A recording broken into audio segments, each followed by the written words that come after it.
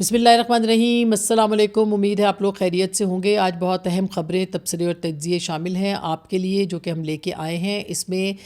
اسلام آباد کے اندر جو اس وقت مذاکرات ہو رہے ہیں اس کے حوالے سے ہم بات کریں گے آپ کے ساتھ خصوصی کہ اس کے کیا پاکستان کی اہمیت ہے اس بارے میں، اور اس کے ساتھ ساتھ آج پاسداران انقلاب نے دعویٰ کیا ہے کہ تازہ حملوں میں 500 امریکی فوجی جو ہے وہ مارے گئے ہیں۔ ایران نے امریکی E-3 ایووکس جہاز جو ہے سلطان ایئر بیس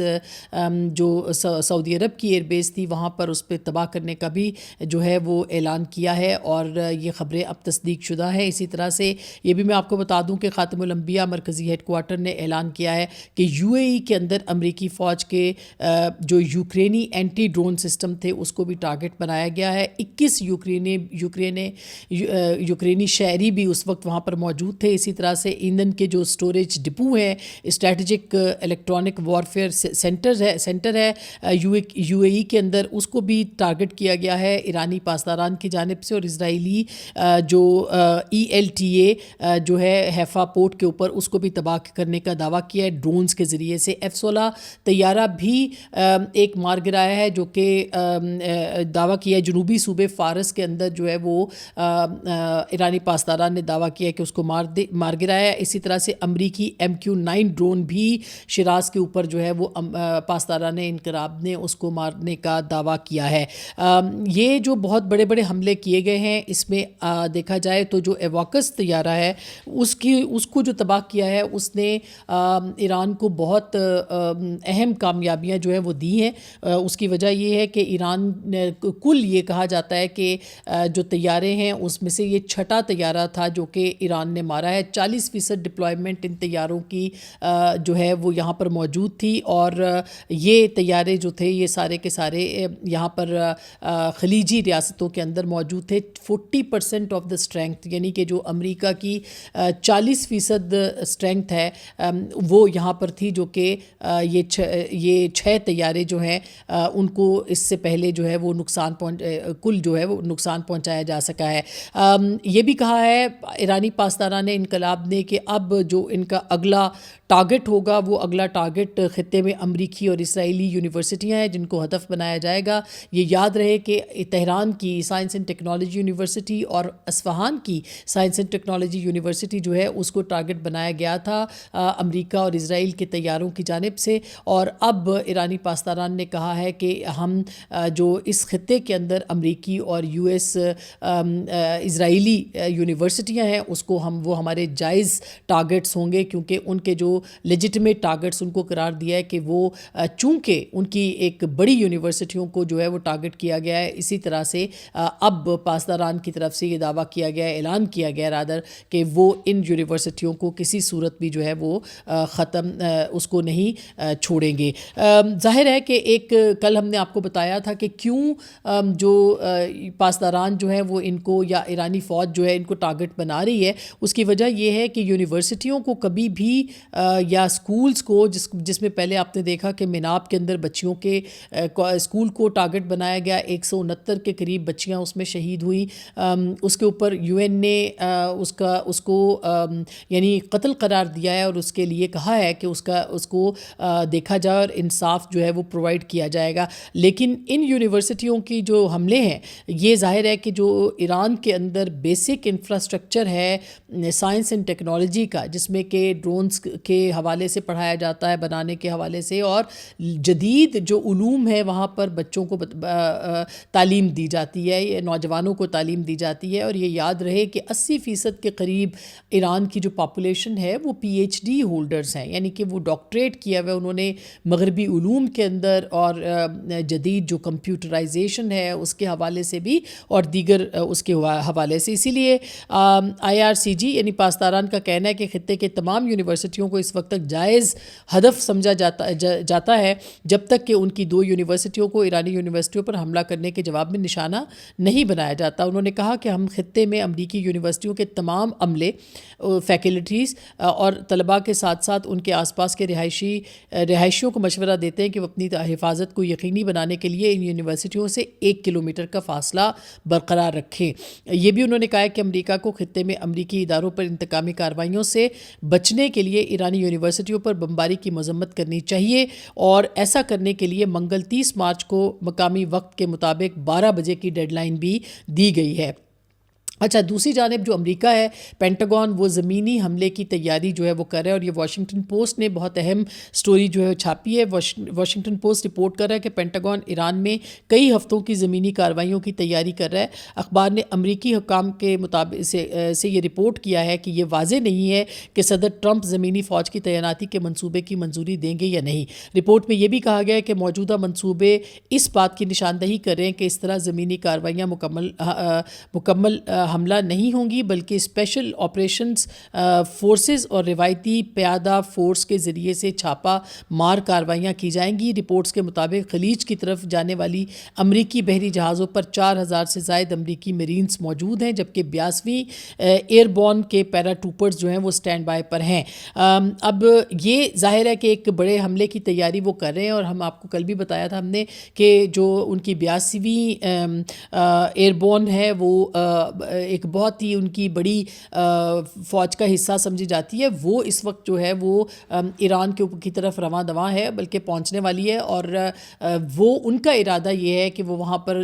جو ہے وہ کارروائی کرے۔ اس دوران آپ نے دیکھا ہے کہ اسلام آباد کے اندر مذاکرات کا بھی آغاز ہو چکا ہے، اس کے اوپر میں آپ کے اس میں آتی ہوں، لیکن اس ظاہر ہے کہ یہ جو مذاکرات ہیں اس کا بہت اہم ان کا تعلق ہے، اور جے ڈی وینس نے اور اس کے ساتھ ساتھ جو آپ کے ان کے مارکو روبیو ہیں، انہوں نے یہ کہا ہے کہ امریکہ نے اپنے تمام اہداف جو ہیں وہ ایران کے اندر مکمل کر لیے ہیں۔ جے ڈی وینس نے کہا کہ 2 سال تک جو ہے وہ ایران جو ہے وہ اٹھ نہیں پائے گا۔ اگر تمام اہداف مکمل کر لیے ہیں امریکہ نے، تو پھر امریکہ یہ زمینی فوج کی تیاری کیوں کر رہا ہے؟ اس کا مطلب یہ ہے کہ جو مذاکرات اسلام آباد میں ہونے جا رہے ہیں یا جس کے لیے بات چیت ہو رہی ہے اس کا انتظار ہے، اور اس کے بعد جو ہے وہ حملے کیے جائیں گے۔ یہ بھی میں آپ کو بتا دوں کہ جو اس وقت جو ایران کے تقریباً کوئی جو ان کی یونیورسٹی امریکہ کے اندر جو ہے مختلف شہروں کے اندر نو کنگز مظاہرے جو ہے وہ ہو رہے ہیں، اور اس وقت یہ جو نو کنگز مظاہرے ہیں ہفتے کے روز جو امریکہ کے مختلف شہروں میں اس کا اہتمام کیا گیا۔ تمام 50 امریکی ریاستوں میں 3200 سے زائد تقریبات کا منصوبہ بنایا گیا تھا۔ اس سے پہلے ہونے والے 2 نو کنگز احتجاج میں لاکھوں افراد جو ہیں وہ شریک ہوئے۔ ہفتے کو جو نیو یارک، لاس اینجلس اور واشنگٹن میں بڑے بڑے احتجاج ہوئے ہیں، اور واشنگٹن کے نیشنل مال پر ایک ہجوم نے جو کہ ڈیموکریٹس کی حمایت میں نعرے بھی لگائے، انہوں نے ٹرمپ کی مخالفت میں بینرز بھی اٹھا رکھے تھے۔ نو کنگز کی تحریک گزشتہ برس جو ہے جون میں صدر ٹرمپ کی سالگرہ کے موقع پر شروع ہوئی تھی، جس میں ایک اندازے کے مطابق ملک بھر میں 2100 مقامات پر 40 سے 60 لاکھ افراد شریک ہوئے تھے۔ اور ہفتے کے روز جو مظاہرے ہوئے جسے منتظمین نے امریکہ، ایران اور امریکی اور اسرائیلی بمباری کے خلاف رد عمل قرار دیا ہے۔ کہا جا رہا ہے کہ اس وقت جو ہے وہ 3200 جو مختلف ریاستوں کی 50 ریاستوں کے مراکز ہیں، اہم شہری مراکز، وہاں پر یہ مظاہرے ہوئے ہیں، اور یہ بہت بڑی تعداد میں یہ مظاہرے ہوئے۔ تو امریکہ جو ہے وہ ایران کے اندر تو رجیم چینج نہیں کر سکا ہے، اور وہاں پر جو مظاہرے ہیں وہ اپنے ایران کی فیور میں ہو رہے ہیں۔ وہاں پہ لوگ باہر نکل کے روز رات کو شمع جلاتے ہیں، تہران کی سڑکوں کے اوپر یہ مناظر روز رات کو دیکھنے کو ملتے ہیں، لیکن امریکہ میں اس کے مطابق بالکل مخالف جو رجیم چینج ایران میں ہو رہا تھا، اب امریکہ کے اندر جو ہے وہ مظاہرے شروع ہو گئے ان کی اپنی حکومت کے خلاف اور پریزیڈنٹ ٹرمپ کے خلاف، جو کہ نو کنگز مظاہرے جس کو کہا جا رہا ہے۔ تو ایک بڑی تعداد میں جو رد عمل ہے وہ بھی ہو رہا ہے، اور ابھی جو لیٹسٹ سرویز آئے ہیں اس کے اندر بھی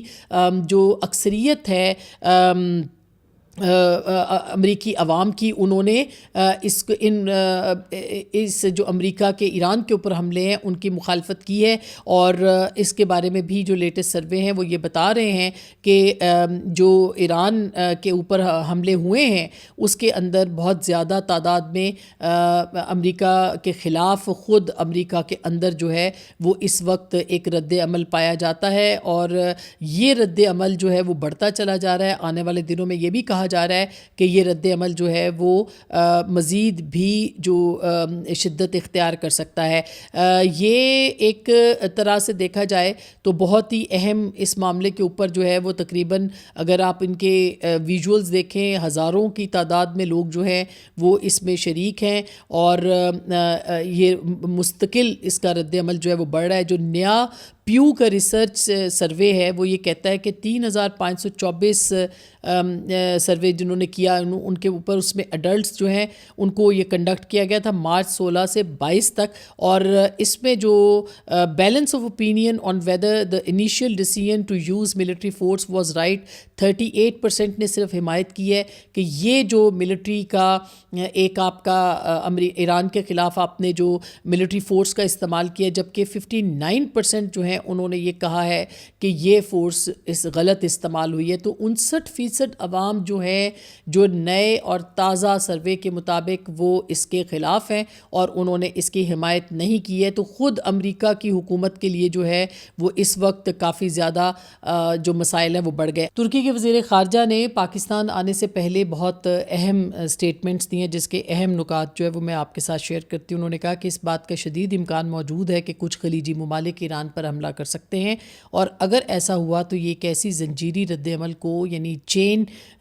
ری ایکشن کو جنم دے گا جو کسی ایٹمی دھماکے کے برابر اثرات رکھتا ہوگا, اور اس کے نتائج 30 سے 40 سال تک برقرار رہ سکتے ہیں. امریکہ اس جنگ کو ختم کرنا چاہتا ہے لیکن اسرائیل ایسا نہیں چاہتا, اور عالمی سیاست میں ایک بنیادی مسئلہ یہ ہے کہ آیا اسرائیل اپنا موقف منوا پائے گا یا نہیں. امریکہ کا ایک سیاسی مسئلہ ہے. امریکہ کا سیاسی موقف یہ تھا کہ وہ ایران کے میزائل اور عسکری صنعتی ڈھانچے کو تباہ کرے گا. اب دنیا اور خود امریکی عوام یہ سوال اٹھا رہے ہیں کہ اگر یہ مقصد حاصل ہو چکا ہے تو پھر جنگ کیوں جاری ہے, جبکہ اس کے عالمی معیشت پر شدید منفی اثرات پڑ رہے ہیں. اس حوالے سے امریکہ پر دباؤ موجود ہے, لیکن مسئلہ یہ ہے کہ دنیا اسرائیل پر کوئی مؤثر دباؤ ڈالنے سے قاصر ہے. اگر امریکہ ایران کے ساتھ کوئی معاہدہ کرنا چاہتا ہے تو اسے اسرائیل پر سنجیدہ اثر و رسوخ استعمال کرنا ہوگا. اور پھر انہوں نے حاکان فیدان نے کہا کہ میرا دونوں فریقوں کو پیغام ہے کہ ابتدائی موقف کو زیادہ سنجیدہ نہ لیں. اگر دونوں طرف حقیقی نیت موجود ہو تو انہیں کسی مشترکہ نقطے پر لایا جا سکتا ہے. مذاکرات جاری رہنے چاہیے,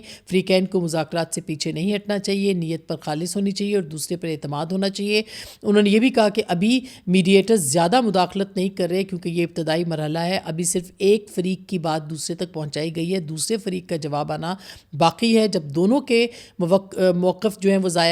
واضح ہوں گے تو اتفاق نہ ہوا تو ثالث اپنی تخلیقی تجاویز کے ساتھ مداخلت کر سکتے ہیں. فیدان نے کہا کہ خطہ آہستہ آہستہ ایک کھیل کی طرف دھکیلا جا رہا ہے جس کا اسکرپٹ اسرائیل نے تیار کیا, اور یہ بہت ہی مناسب بات انہوں نے کی. انہوں نے کہا ہم دیکھ رہے ہیں کہ ایران کے خلاف جنگ کے دوران اسرائیلی توسیع پسندی کے ذریعے سے خطے میں ایسا اختلاف پیدا کیا جا رہا ہے جس سے مسلمانوں کا دوبارہ متحد ہونا تقریباً ناممکن ہے. ترکی کا سب سے بڑا مقصد اس تفرقے کو روکنا ہے. ترکی نے خلیجی ممالک کو مشورہ دیا کہ صبر کریں, فوری رد عمل نہ دیں. انہوں نے خبردار کیا کہ رد عمل کے نتائج دیر پا اور خطرناک ہوں گے. یہی وہ صورتحال ہے جو اسرائیل چاہتا ہے. یعنی انہوں نے بہت مناسب انداز میں اپنے جو پوری بات ہے وہ کہہ دی کہ اسرائیل چاہتا ہے کہ یہ خلیجی ممالک شامل ہو جائیں, جبکہ امریکہ اگر ختم کرنا چاہتا ہے تو اپنا اثر و رسوخ اسرائیل کے اوپر استعمال نہیں کر سکتا. آپ کو یاد ہوگا کہ اسرائیل کے وزیر اعظم جو ہیں نیتن یاہو, اس نے کہا تھا کہ یہ جنگ میں ختم کروں گا, امریکہ ختم نہیں کرے گا. تو ظاہر ہے کہ امریکہ ایک کی پلیئر کے طور پہ ہے. یہی وجہ ہے کہ امریکہ کے اندر بھی بہت سٹرونگ ری ایکشن جا رہا ہے کہ یہ امریکہ کی جنگ نہیں ہے, یہ اسرائیل کی جنگ ہے. اور یہ کمپلیٹلی پریزیڈنٹ ٹرمپ جو ہیں وہ اس وقت نیتن یاہو کے ایک پیروکار کے طور پر جو ہے وہ اس جنگ کے اندر اپنا کردار ادا کر رہے ہیں. خود امریکہ کے فیصلے نہیں ہیں. یہی وجہ ہے کہ جے ڈی وینس ہو یا مارکو روبیو وہ اس کے حق میں بہت زیادہ نظر نہیں آتے ہیں. خود امریکہ کی اپنی جو کابینہ ہے اس کے اندر اختلاف اس معاملے کے اوپر موجود ہے. عوام جو ہیں, میں نے آپ کو بتایا کہ 59% عوام جو ہیں وہ کہہ رہے ہیں کہ یہ جنگ ہماری جنگ نہیں ہے اور اس جنگ سے امریکہ کو نکلنا چاہیے. یہ ترکی جو وزیر انٹیلیجنس چیف ہیں انہوں نے بھی اسی طرح کی بات کی ہے, اور ان کو اس بات کا شبہ ہے کہ خلیجی ممالک کو دھکیلا جائے گا, اسرائیل کامیاب ہو سکتا ہے. اگر کسی بھی اسرائیلی جو خلیجی ملک ہے اس نے اگر ریئیکٹ کیا، وہ UAE ہو، وہ بحرین ہو، کویت ہو، یا پھر وہ سعودی عرب ہو، تو اس کا نقصان یہ ہوگا کہ ایک نئی جنگ ہو جائے گی اور پھر ظاہر ہے کہ کوئی بھی اس سے محفوظ نہیں رہ سکے گا۔ یہ بھی میں آپ کو بتا دوں کہ اس وقت تک روس جو ہے وہ پوری طرح سے ساتھ دے رہا ہے، اور وہ اس کے دیے گئے جو یعنی اہم اہداف ہیں وہ اس کی مدد سے کہا جا رہا ہے کہ ایران جو ہے وہ حاصل کر رہا ہے، اور UAE کے اندر بھی جو انہوں نے اہداف حاصل کیے ہیں اس کے اندر بھی وہ مدد شامل ہو سکتی ہے۔ یہ وہ تمام تفصیلات ہیں۔ اس کے علاوہ جاتے جاتے یہ میں بات کر دوں کہ وزیر خارجہ اسحاق ڈار صاحب نے ایران کا شکریہ ادا کیا۔ انہوں نے کہا کہ 20 کے قریب جہاز ہمارے جو ہیں وہ ایران نے گزارنے